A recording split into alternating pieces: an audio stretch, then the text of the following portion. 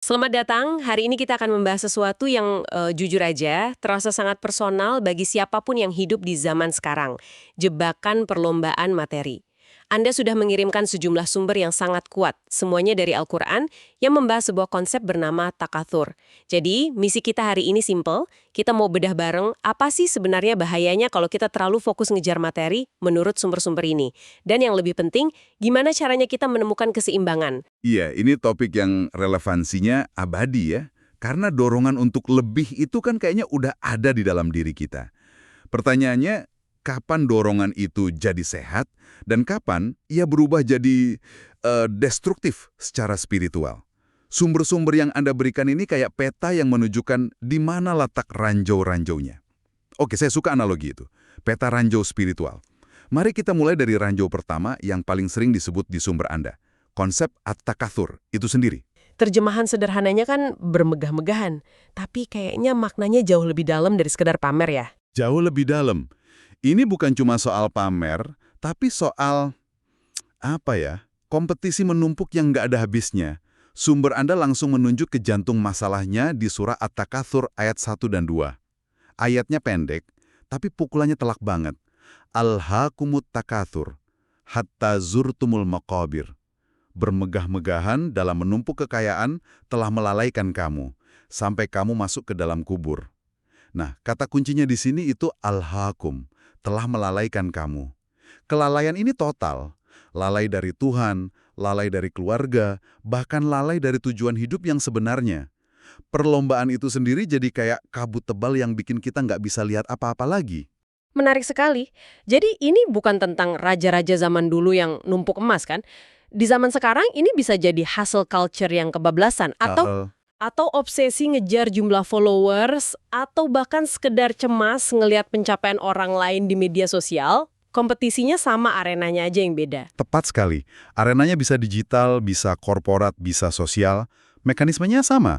Sebuah perlombaan yang bikin kita lupa kalau ada garis finish absolut yang namanya kematian. Dan saat mengunjungi kubur itu ya, perlombaan berhenti total, dan semua yang ditumpuk jadi nggak relevan. Itu ide yang kuat. Bahwa perlombaan itu sendiri yang membutakan kita. Nah, ini membawa saya ke pertanyaan berikutnya. Kalau perlombaan ini adalah distraksi, gimana dengan hadiah yang kita kejar? Apakah dunia itu sendiri bagian dari ilusi? Di sumber-sumber ini kan sering muncul istilah mata ul-ghurur. Anda menangkap benang merahnya. Jika takatsur itu prosesnya, nah, mata ul-ghurur ini objeknya. Al-Quran secara konsisten menggambarkan dunia sebagai kesenangan yang menipu. Sumber, Anda mengutip ayat yang sangat visual dari surah Al-Hadid, ayat 20. Di sini, siklus hidup manusia yang terobsesi dunia digambarkan dengan detail banget. Ya'lamu annamal hayatad dunya la'ibun wa lahwun wa zinatun wa tafakhurun bainakum wa takathurun fil amwali wal aulad. Wa mal hayatad dunya illa mata'ul ghurur.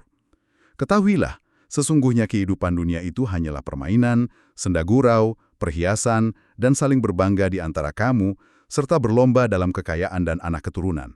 Dan kehidupan dunia tidak lain hanyalah kesenangan yang menipu. Konsekuensi spiritualnya adalah kita menginvestasikan seluruh energi, waktu, bahkan jiwa kita pada sesuatu yang pada dasarnya fana. Sesuatu yang pasti akan kita tinggalkan. Ibaratnya kayak kita membangun istana pasir yang megah di tepi pantai, pas air pasang mulai naik, sia-sia. Wow. Oke, kalau seseorang benar-benar terjebak dalam perlombaan buta ini, apa harga yang harus dibayar? Di sumber ini ada frasa yang terus berulang, kehilangan bagian di akhirat. Terus terang, ini kedengerannya keras banget ya. Bagi orang yang mungkin nggak terlalu religius, pasti dia orang baik, pekerja keras seumur hidupnya. Apa semua usahanya di dunia jadi nol di akhirat? Itu pertanyaan yang sangat penting. Al-Quran menjelaskannya bukan sebagai hukuman yang sewenang-wenang, tapi sebagai konsekuensi logis dari sebuah pilihan. Fokus. Ini kayak transaksi spiritual gitu. Sumber Anda merujuk pada surah Hud, ayat 15 dan 16, yang menjelaskan mekanismenya dengan sangat gamblang. Man kana yuridul hayatad dunya wa zinataha nuwaffi ilaihim a'malahum fiha wa hum fiha la yubkhasun. Ulaika alladzina laisa lahum fil akhirati illan nar. Barang siapa menghendaki kehidupan dunia dan perhiasannya, niscaya kami berikan kepada mereka balasan pekerjaan mereka di dunia dengan sempurna, dan mereka di dunia itu tidak akan dirugikan. Itulah orang-orang yang tidak memperoleh di akhirat kecuali neraka. Perhatikan deh frasa tidak akan dirugikan. Ini menunjukkan keadilan Tuhan. Kalau niat dan fokus utama seseorang itu sukses di dunia, ya Tuhan akan kasih di dunia. Gajinya dibayar lunas di sini. Untuk akhirat, jadi ini bukan soal orang baik atau jahat, tapi soal kemana energi hidupnya diarahkan. Jadi ini bukan cuma hitung-hitungan kosmik di akhirat nanti ya. Dari yang saya baca, dampaknya itu terasa langsung di sini, di dunia. Katanya kecintaan berlebihan pada harta ini bisa menimbulkan penyakit hati. Betul sekali. Nah, ini yang bagian yang paling mengerikan mungkin ya, karena perubahannya terjadi dari dalam. Harta itu ujian karakter yang sangat berat. Sumber, Anda akan menyinggung kisah Korun yang jadi sombong luar biasa karena hartanya.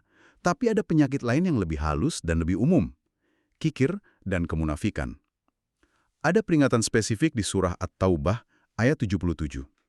Fa'aqabahum nifaqan fi qulubihim ila yaumi yalqawnahu bima akhlafullaha ma wa'aduh wa bima kanu yakdzibun. Maka Allah menimbulkan kemunafikan pada hati mereka sampai hari mereka menemuinya karena mereka telah mengingkari janji yang telah mereka ikrarkan kepadanya dan karena mereka selalu berdusta. Konteks ayat ini sering dikaitkan dengan orang yang janji, "Ya Tuhan, kalau Engkau kasih aku rezeki, aku pasti sedekah." Tapi pas rezekinya datang, hatinya jadi berat. Dia jadi kikir. Menurut ayat ini, konsekuensinya bukan cuma dosa, tapi Allah mengunci kemunafikan di dalam hatinya. Itu mengerikan loh, jadi bukan cuma satu perbuatan buruk, tapi bisa mengubah sifat dasar kita hanya karena kita ingkar janji soal uang. Ini seperti spiral ke bawah yang nggak ada habisnya, apa puncaknya? Puncaknya adalah apa yang disebut sumber Anda kebutaan spiritual. Di titik ini hati udah begitu terikat sama materi sehingga nggak bisa lagi melihat realitas. Nasihat udah nggak mempan. Surah Al-Humazah ayat 1-3 itu melukiskan potret psikologis orang ini dengan sangat tajam. Wailul likulli humazatil lumaza alladzi yama'a malan wa'addadah yahsabu annama lahu akhladah. Celakalah bagi setiap pengumpat dan pencela yang mengumpulkan harta dan menghitung-hitungnya. Dia, manusia, mengira bahwa hartanya itu dapat mengekalkannya. Pikiran bahwa harta bisa bikin dia abadi ini delusi terbesar. Mungkin di zaman modern, abadi ini bukan hidup selamanya, tapi keyakinan kalau uang bisa beli segalanya. Iya. Kesehatan, kebahagiaan, pengaruh, bahkan legasi yang akan hidup selamanya. Tepat. Itu puncak kebutaan spiritual yang hanya akan hancur oleh datangnya kematian, di mana dia sadar semua hartanya itu nggak berdaya sama sekali. Baik, setelah mendengar semua peringatan yang sangat keras ini, wajar kalau ada yang bertanya, jadi Islam itu anti kaya. Apa solusinya adalah jadi miskin dan meninggalkan semua urusan dunia? Tapi dari sumber yang Anda berikan kayaknya jawabannya nggak sesederhana itu ya. Sama sekali nggak. Dan ini bagian yang paling mencerahkan. Al-Quran itu nggak pernah nyuruh kita jadi miskin. Islam sangat menghargai kerja keras. Kuncinya ada pada niat dan perspektif. Cetak biru keseimbangan itu ada dalam doa yang paling sering kita baca. Dari surah Al-Baqarah ayat 201. Rabbana atina fid dunya hasanatan wa fil akhirati hasanatan wa qina adzabannar. Ya Tuhan kami, berilah kami kebaikan di dunia dan kebaikan di akhirat dan lindungilah kami dari azab neraka. Perhatiin deh urutannya. Kita diminta untuk mohon hasanah, kebaikan di dunia terlebih dahulu. Ini validasi penuh untuk mengejar sukses di dunia. Tapi, doa itu nggak berhenti di situ. Langsung disambung dengan permohonan kebaikan di akhirat. Betul. Ini menunjukkan kalau keduanya itu satu paket. Dunia itu ladang buat akhirat. Oke, jadi tujuannya adalah kebaikan di kedua alam.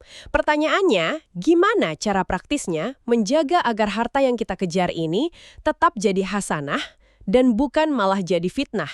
Sumber-sumber ini secara konsisten menunjuk pada dua pilar praktis. Pilar pertama itu infak, atau membelanjakan harta di jalan kebaikan. Ini bukan sekedar tindakan amal. Bukan sekedar amal, maksudnya gimana tuh?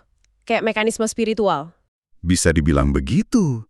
Dengan rutin melepaskan sebagian dari apa yang kita cintai, yaitu harta, kita itu melatih hati kita untuk nggak terikat padanya.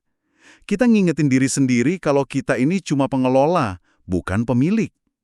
Infak itu cara kita mematahkan cengkeraman harta atas jiwa kita. Surah Al-Baqarah ayat 254 menggambarkannya sebagai investasi darurat.